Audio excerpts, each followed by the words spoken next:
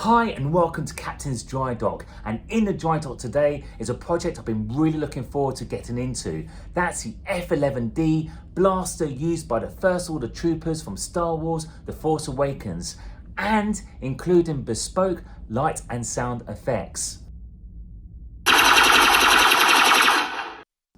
Let's make it so.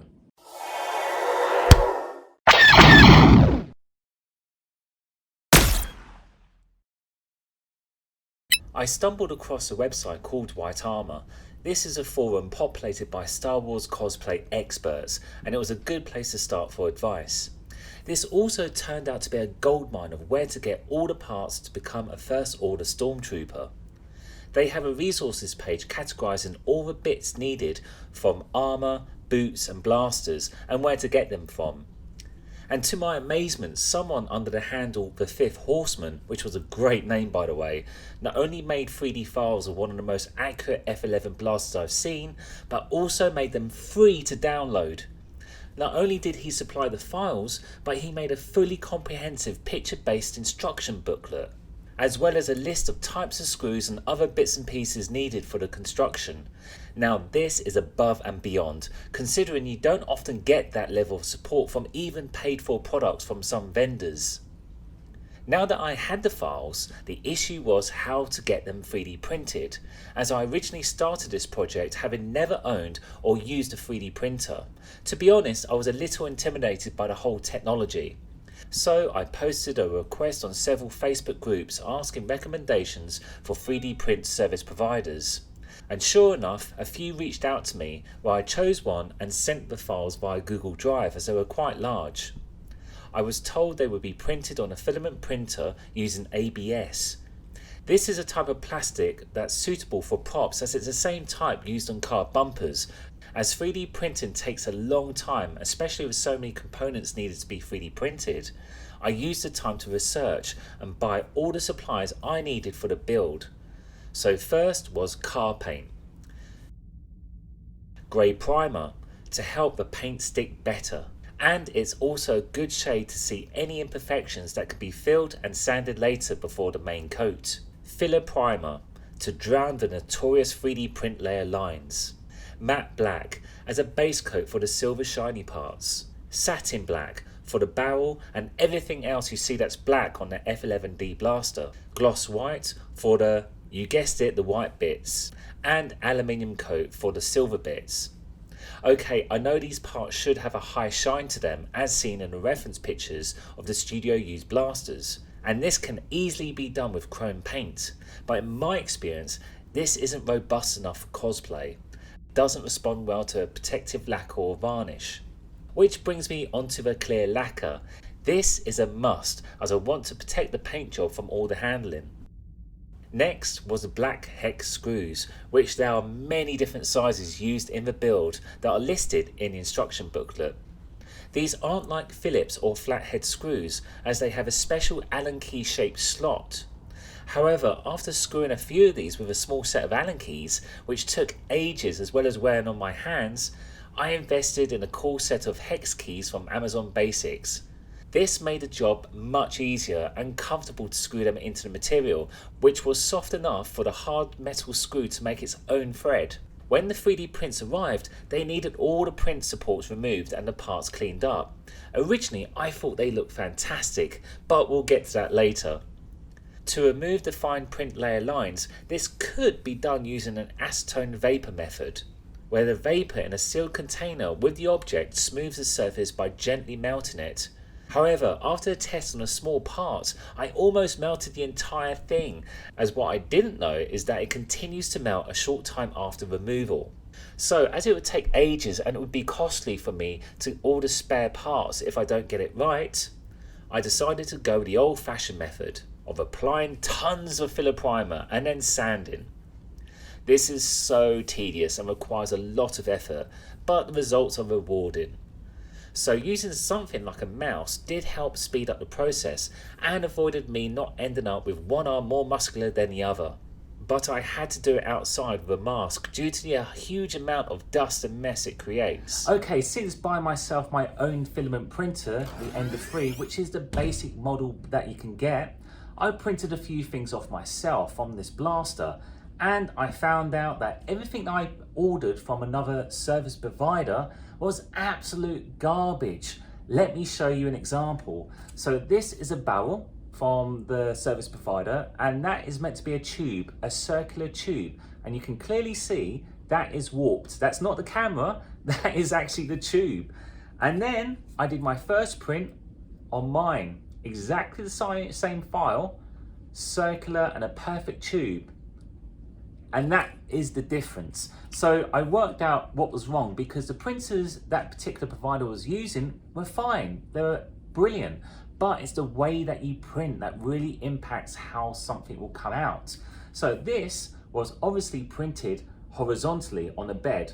I'm not going to get too technical, but essentially when you print like this, it needs some sort of supports to make sure the top doesn't collapse. And what happened was that all these supports would go up here and warp the whole tube.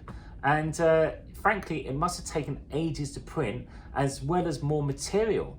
What should have happened, and the way I did it, you print it this way.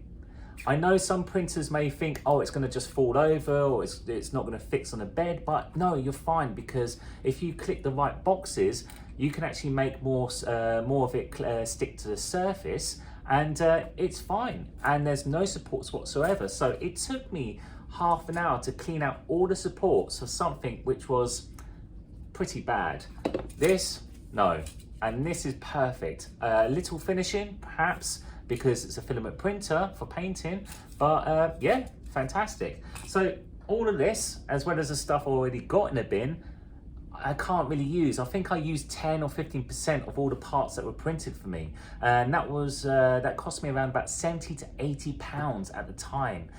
So lesson learned, especially when you consider a 3D printer such as the Ender 3, at the time of buying it, was around about 190 to 200 pounds. So already it's like I was halfway through buying a printer anyway. I should have just bought one. So my advice to anyone out there, if you're gonna get something like this printed, just get yourself your own printer, unless you know a service provider who can actually do it really well. Now, I actually contacted the service provider and let them know my results and gave them advice, so next time they print something like this for someone else, they know how to do it, because I don't want anyone throwing their money away to something to get a substandard part which will just go straight in the bin. Lesson learned. Here's a comparison of the telescopic mount part using 3 different printers. The first was the Outsource ABS 3D print, which looked terrible even after filling and sanding. The second was for my Ender 3 printer using PLA filament. This came out really well and would need little work to make it perfect. And then there's the third print made on my Igloo resin printer using water washable grey resin. This came out absolutely perfect and required no finishing. Yes, I'm on my bedroom floor, and the reason being is because of this. In fact, these two. 3D printing. I've mentioned it before on previous videos that I live in a small apartment, but I so wanted a 3D printer. In fact, I wanted 2 3D printers, these two here. And so it means that whenever I need to do a 3D print, I need to go into the cupboard, take out a 3D printer, set it up, print, and put it back again. And that's why it's here, because it's on a nominated space in my apartment. I know I'm not going to accidentally knock it as it's printing.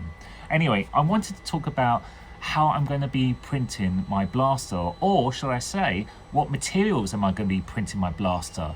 Is it going to be resin, or is it going to be filament? In fact, it's both. I'm making a hybrid prop made of resin and filament. The filament, to be precise, is PLA. So this is a super strong filament. It's up there right now, just printing something here. And it's super cheap, it's super light, and it's really strong. And as you can see, I've printed off the barrel, the main barrel of the F11D blaster, which is superb when you're actually building something that you're going to be carrying around quite a lot at a cosplay event, Comic Con or whatnot. And yeah, it's light, it's cheap, it's robust as well. The only downside I would say about this is you're going to get those layer lines. Everyone knows about that with 3D printers. It's not too bad. The technology is so good, especially even for like cheaper level, entry level printers like mine. It's about the texture of a vinyl record. So just a couple of coats of filler primer will get rid of that. But if you want to do anything smaller, which is possible, you can actually print little figures. It's much more of a pain to be able to finish those off to make them look good. Which brings me to the resin printer. So with the small parts of the blaster, like here, that will all be done in resin. They're mainly aesthetic, they're strong, and but the downside to them is that they're heavy, it's a little bit more pricey, it takes a little bit longer to print, but the quality, look at that, the quality is fantastic. There's no layer lines whatsoever. You can just start painting that now, and that is good to go. So, resin printer for the small parts, the filament printer for all the big parts, and together it will make a really awesome looking blaster that's light and really great quality and detail. After printing all the parts myself, I had no regrets. As the quality was so much better compared to the ones that I ordered, it took only half the time and effort to prepare for painting and looked really good anyway. My original idea for this blaster was always that I wanted it to go pew pew with flashy lights and sounds, but I wanted to design one that had verbal confirmations using my partner's voice announcing the different functions that were selected. Flashlight activated. Prepare for the arrival of the Supreme Commander. Rapid fire selected. I identified that an Arduino unit would be perfect for this task, a very popular choice amongst makers as it's simple to learn the basics, especially as they also are sold as starter kit bundles with clear instructions. The unit would be also small enough to fit inside the confined internals of the blaster, but coding is way outside my skill set, especially for what I wanted it to do. So I chose to take a leaf from the book of what most big corporations do. I outsourced the job overseas. I gave the brief to a coder I met on a website called People Per Hour, who worked on my current Star Trek The Enterprise D build, where I've popped the link in the description below if you want to check that out.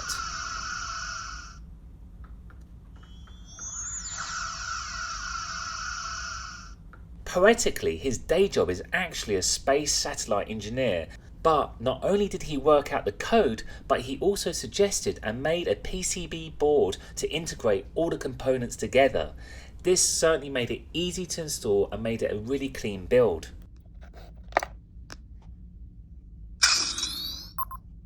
This F11D blaster rifle is now operational. Rapid fire selected.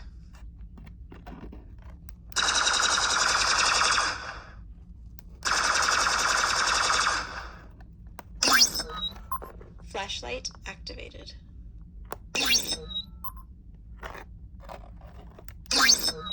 Stun setting selected. This build is one where it benefits having the parts painted before constructing, which means I had to be really careful not to scratch or have too much glue that would squeeze out in between the seams. What is amazing about this CAD design is that most of it is held together by screws. And as the material is soft, the screw will make its own thread as it's screwed into the pilot hole of the material. This is great as it allows the opportunity to disassemble if need be later. These dome acrylic lenses were actually watch faces I bought on eBay separately. This gave a really nice detail of the contoured effect to the scope. Using a toothpick is a good way to be more surgical in applying the glue. Word of warning, do not use superglue on clear parts. This was my mistake, as this emits fumes and frosts up clear material, hence I opted to use E6000. The most tricky part was to fit and had the triggers function, so they pressed the micro switches behind to action the electronics. So I bought an assortment of springs that would have set the trigger to its original position. Thankfully, someone made available a mod to the main trigger, so to action a button. I got this from a website called Thingiverse that's full of free downloadable print files. This has an extended arm that locates the spring and micro switch. The trigger was then installed using a 3mm piece of brass rod as a pivot. I designed the electronics to have different mode settings, and this blaster having a secondary trigger behind the primary was an ideal location for this micro switch. For the two distinctive red lights on the blaster, I soldered up two red LEDs, making sure that everything else was insulated. You may notice I didn't solder any resistors to them, but that's because there are resistors incorporated in the PCB board. I needed to stop any potential red light leakage, so I made a quick and dirty 3D modelled and printed tiny light boxes.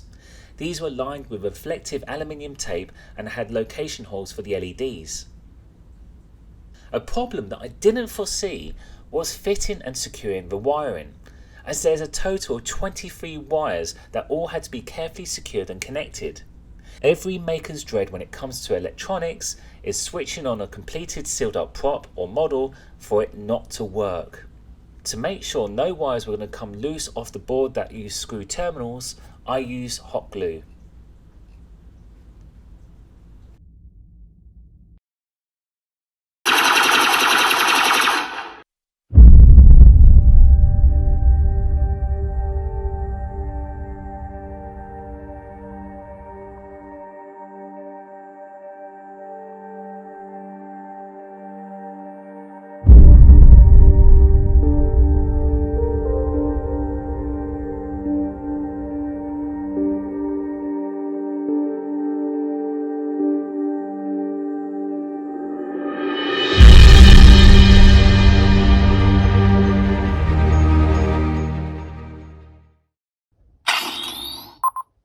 This blaster rifle is now operational.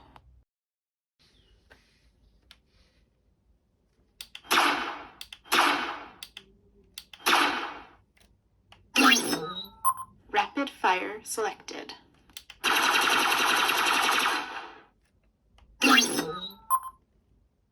Stun setting selected.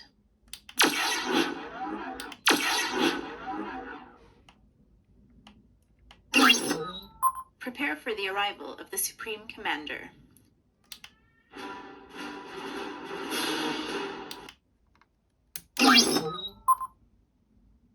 Flashlight activated.